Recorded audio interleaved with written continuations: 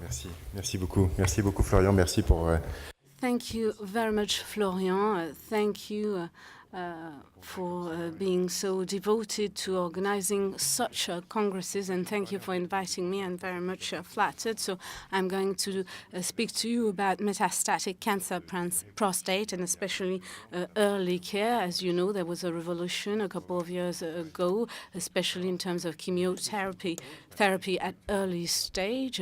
There are still many questions in the field of metastatic prostate. So have we made any progress in terms of overall survival? Can we define tumoral burden at metastatic stage? Is there a huge difference between small burden or high burden? What about the early intervention of chemotherapy, and what are the predictive factors that we could have, and which combined therapy could be as efficient as possible? When we look back at the prostate cancer, we used to have docetaxel that was suggested at the hormone-resistant stage, so that's a very advanced stage.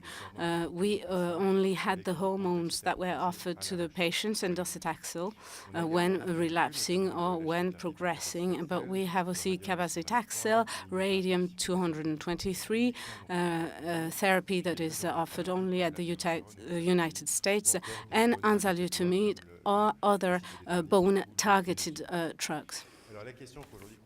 The question that we have today is to do with chemotherapy. If I remind you of the history of hormonal therapy, this is thanks to Charles Huggins that showed the interest in resorting to castration for patients who were loaded with metastases and the decrease in testosterone. And here we see the curve of PSA dropping to almost a zero level with here symptoms, and he proved at the time the two interests of homotherapy, but also the transitory effect as there was quite rapid progress. If we have a look at the two studies with a context that is hormone-naive, in a hormone-naive setting, you see from 85 to 86, 89 to 94, and 95 to 2009, we have the impression that we're doing better over time. Did hormone-related therapies get modified?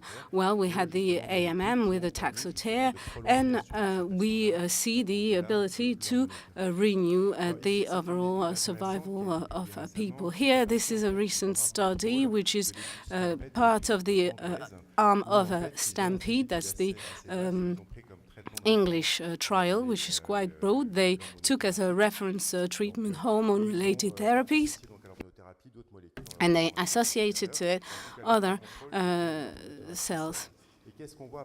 But first, it was hormone-related therapy on its own, and you see here this orange box with 917 patients that are hormone-naive, and we see that the PSF is around 12 months and survival is around 42 months, which means that in 2015, hormone-related therapy has a transitory effect, and that people are going to die of prostate cancer, and it is a deadly disease, a lethal disease. So we have to do better.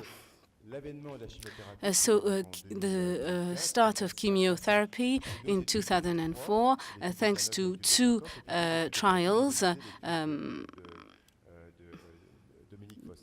the TAMOC, the Dominic Fossa, and ours, which showed that it was of interest to start with chemotherapy when dealing with hormone-resistant cancer prostate. And I remind you that before it was chemo-resistant, and here we proved that it wasn't the case. So we might have to offer chemotherapy in such a context for cancer prostate. But here I'm showing you prostate tumor. We look at the androgen receptors, seeing whether it's present or not. We have the same tumor, the same patient, and we have clones that are hormone resistant, which means that the tumor is extremely heterogeneous. And if you go for only one therapy, you're going to have progress, but you're going to have an effect onto the AR positive cells. So it's important to have both chemotherapy and hormone-related therapy to deal with both aspects. Here we have three studies. Studies that were presented recently: CHAARTED Trial, the which is a French one, and the STAMPEDE one, which is English. So according to the CHAARTED, it is a third stage study. So we had Docetaxel plus hormone therapy against hormone-related therapy on its own. There were no corticoids associated, and the patients were chosen according to a certain number of criteria. So there's an extension here of the disease, high volume versus low volume, and then we checked the progression of the disease. So there was a difference between high volume and low volume. High volume had to do with visceral metastasis stages, and also bone metastasis near beyond pelvis or vertebral column. At first, they had picked only this type of patients, but as the recruitment wasn't really good, they went for more global, more comprehensive choice of patients, and checked high volume versus low volume. So this is just to describe to you this definition. You could tell me where, you could ask me where it comes from. Is it based on the stage 3 trials, which demonstrated the interest of this classification, based on 3 or 4 trials, whereby we define the type of metastasis and also their location, the location of this bone metastasis. I didn't used to check their location, and now I'm checking not only their numbers, but also their location. And you can see here that it has a major impact in terms of survival. Whatever the treatment, we see that between high volume and low volume, there's a great difference in terms of outcome. Here you see for the global population, if we look at these two curves, we see that there's an interest in favor of associating these two treatments, chemotherapy and hormone-related therapies. And this demonstrates that hormone-related therapies and chemotherapies are what we go for at the moment when dealing with cancer prostate. Now, when we look at high-volume data more advanced, because the disease progresses more quickly, so we have a differentiation of 17 months in favor of chemotherapy. For low volume, you're going to tell me there's not a great difference, but you should have a look at hazard ratio. Here is it's of 0.63. It's not very different from high volume, but it's just a problem of follow-up. I think that in 2-3 years we'll have the same results. We cannot say that for low volumes the results are lesser. It's just to do with the follow-up, the monitoring of patients. Here now, if we look at subgroups, whatever the age and the type of metastasis, we see that we have a benefit using these two therapies together, chemotherapy and hormone therapies. And I'd like to pay attention to patients over 70 years of age and the positive impact. So please don't say he's above 75 years of age, so I'm not going to treat this person. No, the benefits might be even greater for them. In this study, we had some limitations, which were the following ones. The fact that patients could be either at metastatic level and the metastasis be located or spread. So there's a mix between two populations.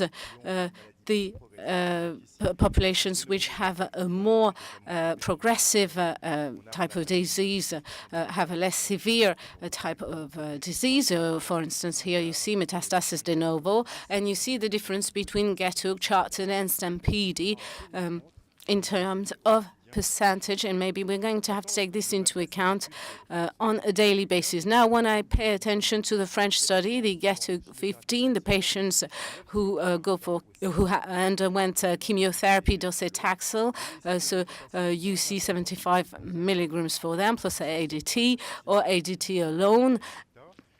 So you see the outcome. In terms of PFS, there's a great difference. In terms of OS, statistically, the difference is not significant. And we're looking at things in terms of statistics. Now, when we look at, again, at this French trial, we took a different prognostic group. We went for ECOG, which takes into account not only the location of bone metastasis, the type of metastasis, visceral or non-visceral, Gleason score, and the ECOG scale. So it's a bit different.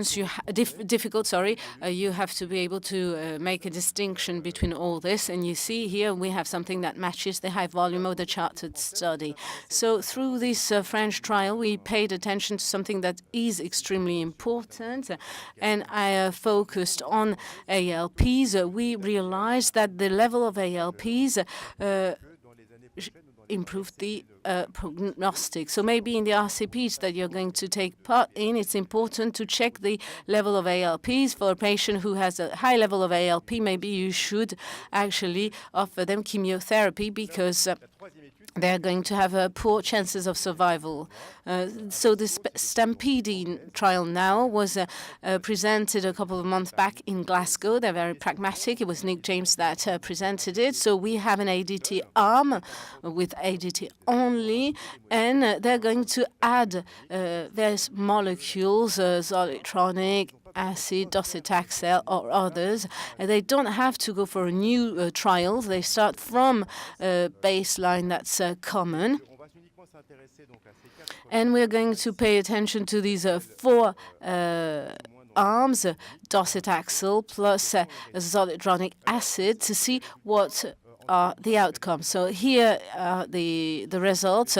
The ADT arm, ADT plus docetaxel. You see here a significant change of 0.76, 10 months additional in favor of chemotherapy. When we add zoledronic acid, no difference. So chemotherapy on its own has an impact that's not increased when associating new molecules such as bone metastasis targeted therapies. Here we have survival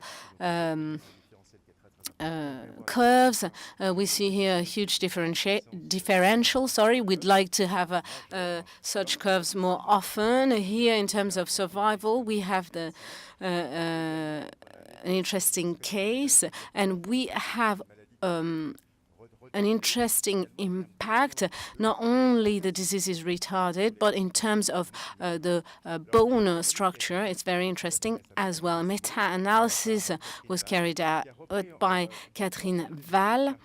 It covered the CHAARTED GETUG STAMPEDE studies together, and it showed that even in GETUG 15 we had a difference. We still have a favorable outcome in favor of chemotherapies. So the guidelines of ESMO are telling you that ADT plus docetaxel is recommended as first-line treatment for hormone-naive diseases in men fit enough for chemotherapy, of course. So that's it. Now it's moving a bit on the screen. So, of course, given that this chemotherapy is working quite well in a hormone-naive setting, some other patients are at a less advanced stage, either non-metastatic or others, and we have adjuvants or rising being used. And I hope that we'll have the results quite soon so that we can communicate them at international level. Now, for 2015, what we can say is that at hormone-naive stage, we have docetaxel plus ADT. We could discuss this. And at another stage, we have different therapeutic arsenal, as you can see on the screen. bilateral and chemotherapy can be prescribed, because 3 different trials are actually showing their impact, which is major. Now, to conclude, I can say that in a hormone-sensitive context, chemo and hormone therapy should be resorted to in your daily practice. Now, for low volumes, we have to wait until we have more information. For a localized disease, we have to irradiate them. We don't have a predefined prognostic in this sense, but maybe we're going to have to redefine the populations and identify the patients for which the disease is much more aggressive than for others. Thank you very much for this presentation, Stephane.